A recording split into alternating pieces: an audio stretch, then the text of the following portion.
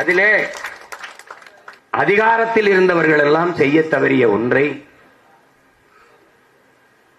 கல்வி மறுக்கப்பட்ட சமூகத்தில் இருக்கிற தமிழ் குடிகளில் எவ்வழி செல்வதென்று தட்டுக்கட்டு தவித்து நின்ற தம்பி தங்கைகளை தேடி பிடித்து தான் படித்தது போலவே பல ஆயிரம் பேரை சட்டம் படிக்க வைத்த ஒரு கல்வி வள்ளல் தம்பி ஆம்ஸ்ட்ராங் என்பதில் எவருக்கும் மாற்று கருத்து இருக்க முடியாது.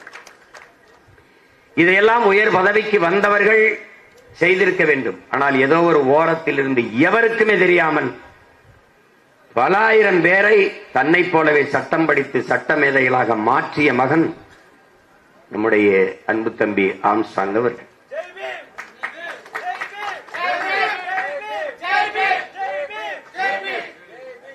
இதையெல்லாம்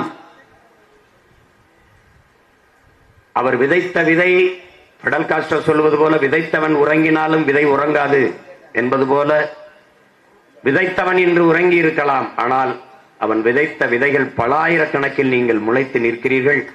அநேகமாக இந்த கூட்டத்திலே வெள்ளை உடை அணிந்து நிற்கிற என் தம்பி எல்லோரும், என் தம்பிமார்கள் எல்லாம் அவரால் சட்டம் படிக்க வைக்கப்பட்ட தம்பிகளாகத்தான் இருப்பீர்கள் என்று நான் அறிகிறேன்.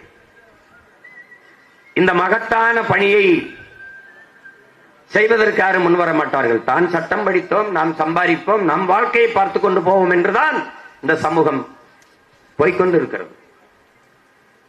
மக்கள் பணி செய்ய வருகிறோம் என்று வந்த மகத்தான பெரும் பெரும் தலைவர்கள் என்று நாம் நம்பிக்கொண்டவர்களோட தானும் தன்னுடைய வாழ்க்கையும் என்றுதான் போய்கொண்டிருக்கிறார்கள்.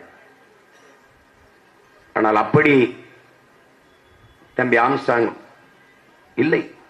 அவன் ஒன்றும் 60-70 வயது முதியவன் இல்லை, சாதித்து முடிக்கிறது. இளம் வயதிலேயே இவ்வளவு பெரிய சாதனையை செய்து முடித்த ஒரு இளைஞன் இந்த நிலத்தில் ஆம்ஸ்ட்ராங் தவிர வேற எவரும் இருக்க முடியாது.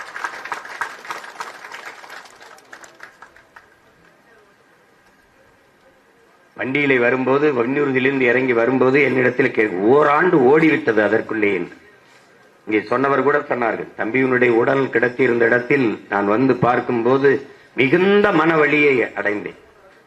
இந்த நாட்டில் இத்தனை லட்சக்கணக்கான மக்களால் நேசிக்கப்படக்கூடிய ஒரு தலைவனுக்கு பாதுகாப்பில்லை, தன் வீட்டு வாசலிலேயே வெட்டி கொன்றுவிட முடியும் என்கிற நிலை இருக்குமானால் இது எப்படிப்பட்ட சமூகம், எப்படிப்பட்ட நாடு? சாதாரண குடிகளுக்கு என்ன பாதுகாப்பு இருக்கும் என்கிற கேள்வி எல்லோருக்கும் எழும். கொன்று விட்டார்கள். தம்பி இன்று நம்மோடு இல்லை, உயிரோடு இல்லை, அது உண்மை. ஆனால் யார் கொன்றார்கள், எதற்காக கொண்டார்கள், எவ்வளவு நாள் திட்டமிட்டுக் கொண்டார்கள், எந்த நடவடிக்கையும் இல்லை.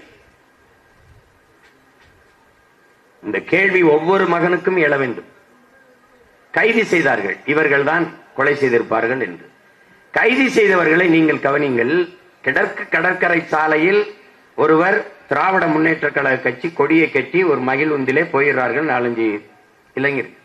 அப்போது முன்னாடி போன பெண்கள் போய்கொண்டிருந்த மகிழ்வுந்திலே போய் தகராறு செய்தது ஒரு பிரச்சனை ஆகிறது. அதை யாரோ எடுத்து போட்டு திரும்ப திரும்ப பேசு பொருளான பிறகு அந்த வண்டியிலே பயணித்த இளைஞர்களை பிடித்து காவல்துறை வண்டியிலே வச்சு பேச விடுகிறார்கள். நாங்கள் அதிமுககாரர்கள், நாங்கள் இந்த டோல், இந்த சுங்கச்சாவடியில் விசாரணைக்கு பயந்து, அதுக்கு பயந்து இந்த திமுக கொடியை கட்டி கொண்டு போனோம் என்று பேச விடுகிறார்கள்.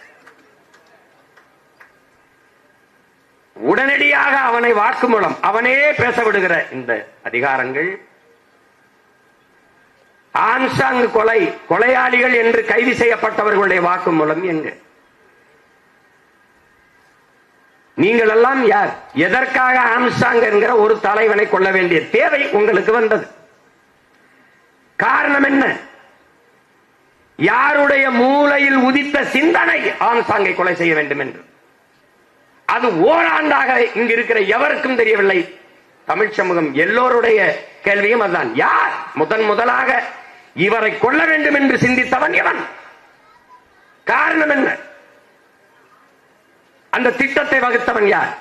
நீ கைது செய்தவன் கூலிக்கு செய்த கொலையாளி, அவனுக்கும் இந்த ஆம்ஸ்ட்ராங்குக்கும் சம்பந்தமே இல்லை.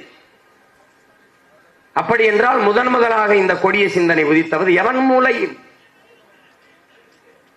நீங்க கைது செய்தவர்களை தினம் நீதிமன்றத்தில் நிறுத்த ஒவ்வொரு முறையும் கூட்டிக் கொண்டு வருகிறீர்கள். அவர்களை பார்க்கிறோம். அவர்களிடத்திலே நீங்கள் விசாரித்து காரணத்தை வெளிக்கொண்டு வந்து இந்த மக்களுக்கு சொல்லாதது ஏன்? இதற்காக நாங்கள் கொன்றோம், இவர்தான் சொன்னார், நாங்கள் இதற்காக செய்தோம் என்ற காரணம் இங்கு இருக்கிற எல்லோருக்கும் தெரிய வேண்டுமா வேண்டாம்?